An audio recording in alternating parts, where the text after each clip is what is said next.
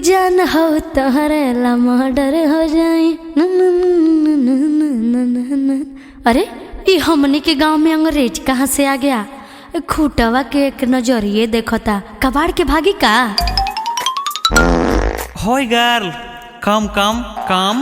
का हो का कम? What is this? This is खूटा। What खूटा? 1.5 फीट नीचा और 1.5 फीट ऊंचा। Yes, दिस इज खूटा। Wow, this is खूटा. Amazing. अरे भाग साला, हमारा दिमाग खराब करता रे। Oi girl, just 2 minutes. बोल जल्दी बोल, हमके गोबर उठावे जाए के बा। What गोबर?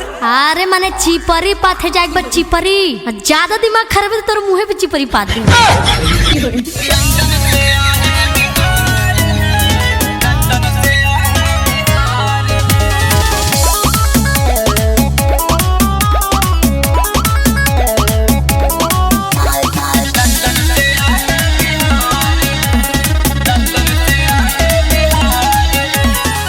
कुछ समझ नहीं आता है, पूछो तो कोई ना बताता है।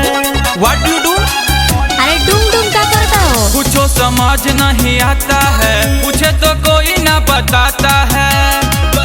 एक्साइटेड बहुत इस बार है,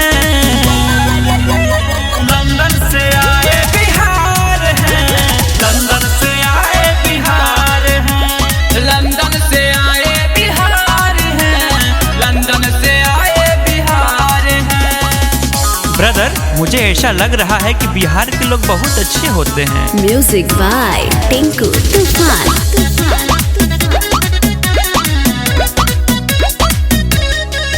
कोई गोरी है तो कोई है काली।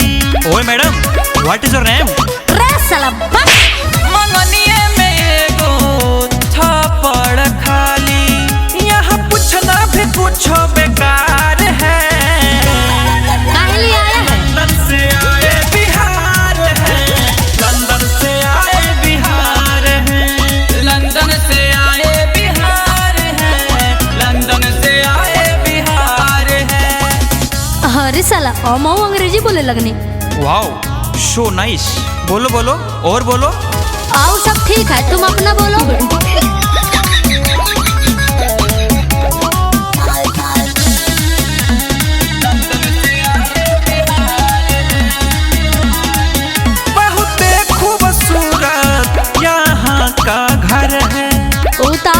तू को चिराता जो पर पट्टी में का। इसके सामने तो फेल शहर है, यहाँ अच्छा लोगों का विचार है। लंदन से आए बिहार है, लंदन से आए बिहार है, लंदन से आए बिहार है, लंदन से आए बिहार है। बहुत अच्छा लग रहा है, मन तो करता है मैं भी बिहार में रह जाऊं।